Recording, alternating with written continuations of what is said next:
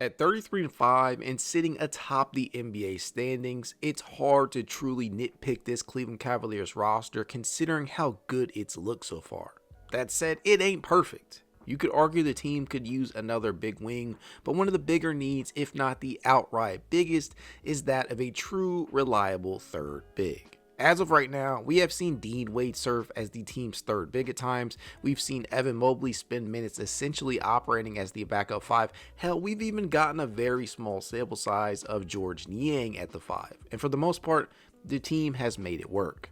But as much as it has worked this season, there will always be particular matchups in which having a reliable true big to turn to off the bench would be really helpful. And while it pains me to say this, Tristan Thompson cannot and should not function as that for a championship hopeful. The Cavs could choose to address this need in a number of ways. They could elevate JT Thor, a young two-way player who may not be a true center but is versatile enough to give minutes at the five. They could scour the free agent market as is, which is still littered with players like Bismack Biyombo, JaVale McGee, old friend Moses Brown, and others. They could also wait until the buyout market to see if anyone gets bought out. But perhaps the decision that could make the most sense would be to acquire one via trade. A name that continues to be floated into the atmosphere is that of Trailblazers center Duop Reath, a reserve big man who sees the court pretty infrequently and doesn't appear to fit into Portland's long-term timeline due to the franchise's current logjam at the center position. With the likes of DeAndre Ayton, Robert Williams, and Donovan all vying for minutes ahead of him. But before we dive into why Reath would be an appealing option for the Cavs, do your boy a favor and smash that like button. Subscribe to keep the Cavs coverage coming and hit that notification bell so you never miss out on a beat. With that said, let's discuss why Duop Reath should be on the Cavs' radar. Despite being 28 years old, the South Sudanese native has less than 86 games of total NBA experience under his belt. After going undrafted in the 2018 NBA draft, he spent considerable time overseas playing for various leagues, including the Serbian League, NBL, and Chinese Basketball Association, among others. He would eventually earn himself an opportunity to play for Portland's Summer League squad prior to the 2023-24 season and would subsequently sign a one-year deal with Portland before ultimately being waived and then re-signed to a two-way deal and would make his NBA debut against the Lakers. Reath took his opportunity and ran with it, eventually securing a standard contract in February of that season and would end his rookie year with averages of 9.1 points, 3.7 rebounds, and 1 assist while completing 46.1% of his field goals, including 35.9% from beyond the arc. Very promising. But this came during a season in which Robert Williams was unable to suit up due to a season-ending knee injury and Donovan wasn't on the roster, basically elevating him to backup center. With Ayton starting, Williams mostly healthy, and Cleveland usurping him, Reath is now the odd man out. That's the situation he faces.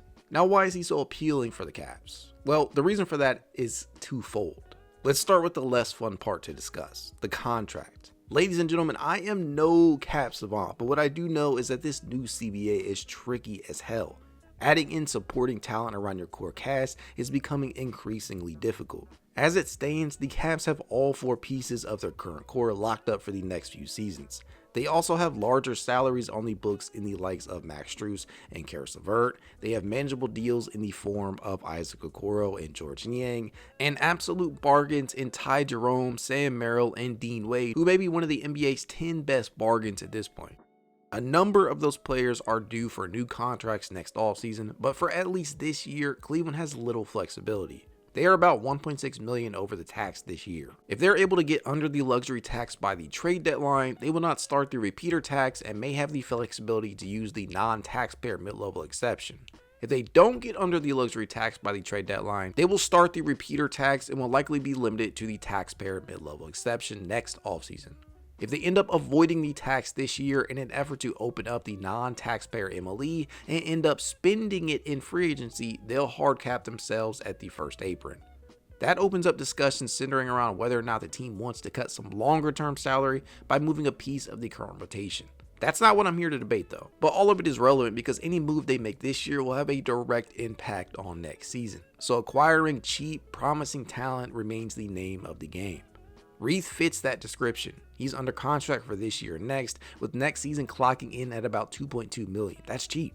With the likes of Sam Merrill, Ty Jerome, Karis LeVert, and Tristan Thompson all potentially hitting unrestricted free agency at the same time, capitalizing off of so much trade value might be the move. From a monetary standpoint, Reath could be acquired in a number of ways. Merrill, Tyson, CPJ, or Tristan Thompson for Reath straight up works, but it takes two to tango, and Portland would have to be incentivized enough to make the trade. Multiple second rounders may very well be enough to persuade them to part with him. The questions remain: what are the Cavaliers willing to part with, and what direction do they want to go in with the tax situation? And look, this is not me saying I want Cleveland to part with any of the guys I mentioned.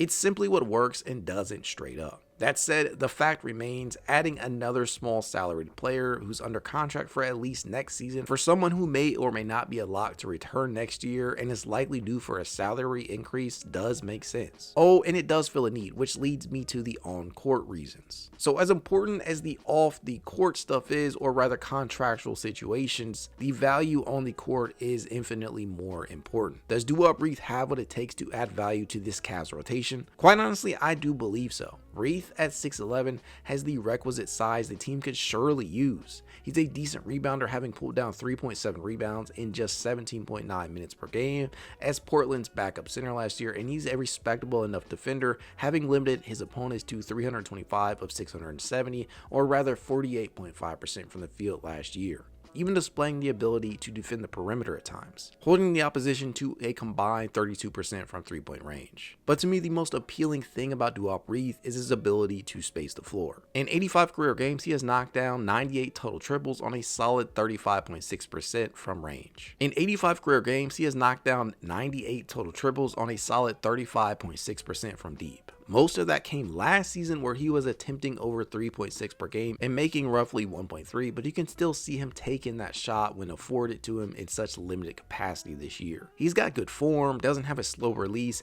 and is obviously tall enough to frankly just shoot over the top of opponents. Most of his damage this season has come from above the break, but there is evidence to suggest that he can knock them down from the corners as well. He completed 21 combined corner trades in 2023-24. 8 from the left corner, and 13 from the right. This tells me that if given a real opportunity, he could be yet another floor spacing presence for a team that could still use one, especially out of the front court. Just imagine having Evan Mobley, a high level floor spacing threat in his own right, next to Reath at the 5. You could potentially play 5 out like we see from the likes of the Boston Celtics. At worst, he would give you another big body to throw out there if one of or both of Mobley and Allen got into foul trouble. I think the fit is definitely there. I would love to see it happen if the Cavs intend to make a move on the margins, and this could certainly qualify as that. Well, that'll do it for this one, folks. Let me know what you think in the comments. Would Duop Reath make sense for the Cavs? Don't forget to smash that like button, subscribe, and go Cavs.